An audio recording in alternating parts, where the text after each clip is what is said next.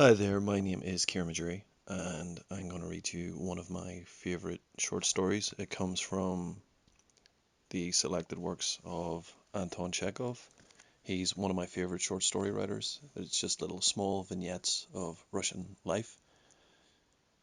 This story is great because it's got everything that I want from a short story. It's brief, it's not too long, it'll take about 5 minutes to get through, and the ending is it's open-ended, but it's also kind of sad. It's filled with melancholy. You don't really have to watch the video, you can just kind of have it on in the background. I read pretty slowly, so if you want to adjust the speed to it, it's probably still pretty good in 1.25. If you like this, or you like the sound of my voice, check out kieranmajury.com. KIERANMAJURY.com. Little Jack. Jack Chekov was a little boy of 9 who, 3 months ago, had been apprenticed to Aliakin, the shoemaker. On Christmas Eve he did not go to bed. He waited until his master and the foreman had gone out to church, and then fetched a bottle of ink and rusty pen from his master's cupboard.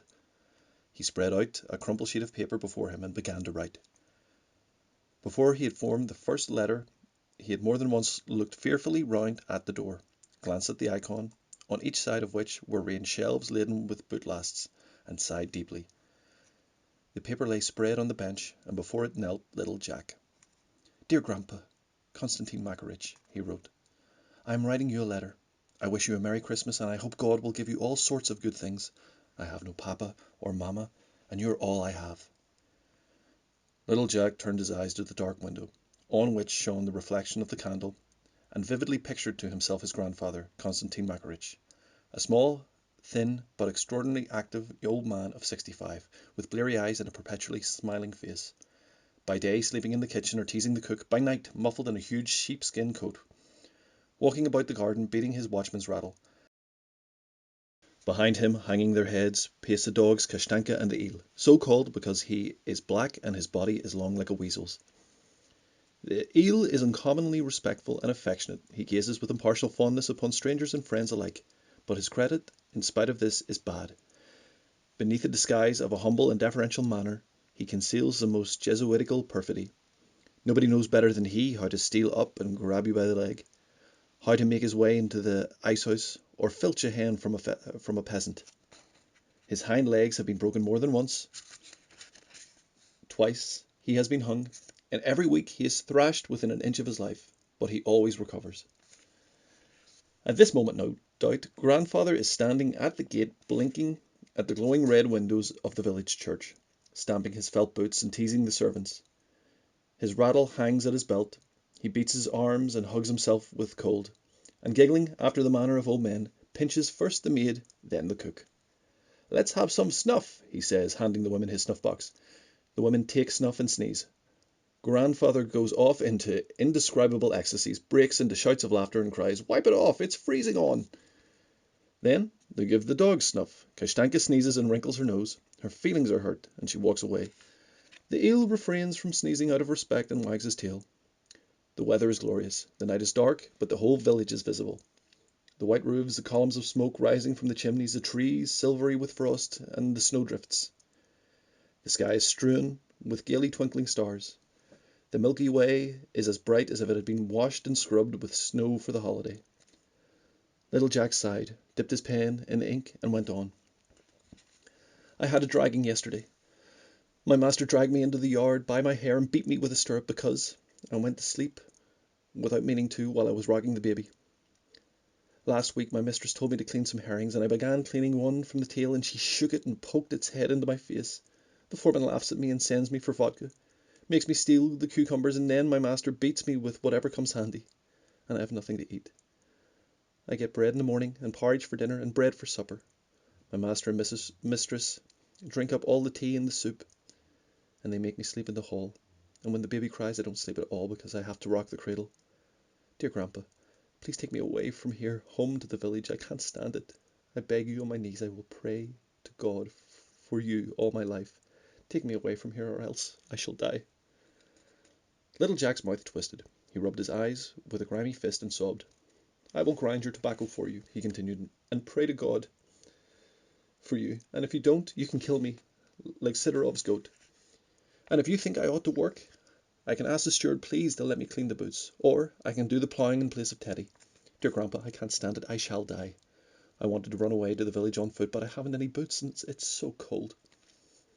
And when I am big, I will always take care of you, and will not allow anyone to hurt you at all. And when you die, I will pray to God for you, as I do for my mother, Pelageya. Moscow is a big city. All the houses are manor houses, and there are lots of horses, but no sheep. And the dogs are not fierce, the children don't carry stars, and they don't let anyone sing in church. And in one store, I saw in the window how they were selling fish hooks with the lines on them. And there were fish on every hook, and the hooks were very large, and one held a sturgeon that weighed 40 pounds. I saw a store where they sell all kinds of guns, just like our master's guns. Some cost 100 rubles. But at the butcher's, there are grouse and partridges and hares, but the butcher won't tell me where they are killed. Dear Grandpa, when they have the Christmas tree at the big house, keep some gold nuts for me and put them away in the green chest. Ask Miss Olga for them and say that they are for little Jack.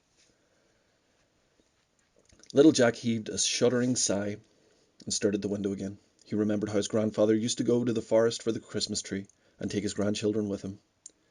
They were jolly days. Grandfather wheezed and grunted, and the snow wheezed and grunted, and little Jack wheezed and grunted in sympathy. Before cutting down the tree, Grandfather would finish smoking his pipe and slowly take snuff, laughing all the time at little shivering Jackie. The young fir trees, muffled in snow, stood immovable and wondered, which of us is going to die? Hares flew like arrows across the snow, and Grandfather could never help crying, "Hold on, hold on, hold on! Oh, the bobtailed devil!" Then Grandfather would drag the fallen fir tree up to the big house, and there they would all set to work trimming it, the busiest of which was Miss Olga, Jack's favourite.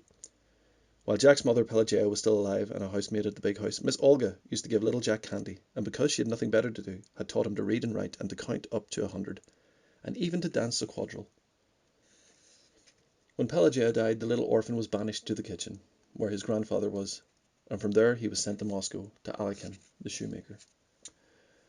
"Do come, dear Grandpa," little Jack went on. "Please come, I beg you, for Christ's sake. Come and take me away. Have pity on your poor little orphan, because everyone scolds me, and I'm so hungry, and it's so lonely. I can't tell you how lonely it is. I cry all day long. And the other day my master hit me on the head with a boot tree, so I fell down and almost didn't come to again. And give my love to Nellie and One-Eyed Gregory and to the coachman, and don't let anyone use my accordion. Your grandson, Jack Chekov. Dear Grandpa, do come." Little Jack folded the paper in four and put it in an envelope which he had bought that evening for 1 kopeck. He reflected an instant, then dipped his pen in the ink and wrote the address: "To my grandpa, in the village." Then he scratched his head, thought for a moment, and added, "Konstantin Makarych." Delighted to have finished his letter without interruption, he put on his cap and, without waiting to throw his little overcoat over his shoulders, ran out to the street in his shirt. The butcher whom he had asked that evening before had told him that one drops letters into mailboxes, and that from there they are carried all over the world in mail wagons with ringing bells, driven by drivers who are drunk. Little Jack ran to the nearest mailbox and dropped his letter in the opening. An hour later he was sound asleep, lulled by the sweetness of hopes. He dreamed he saw a stove. On the stove sat his grandfather, swinging his bare legs and reading his letter to the cook. Near the stove walked the eel, wagging his tail.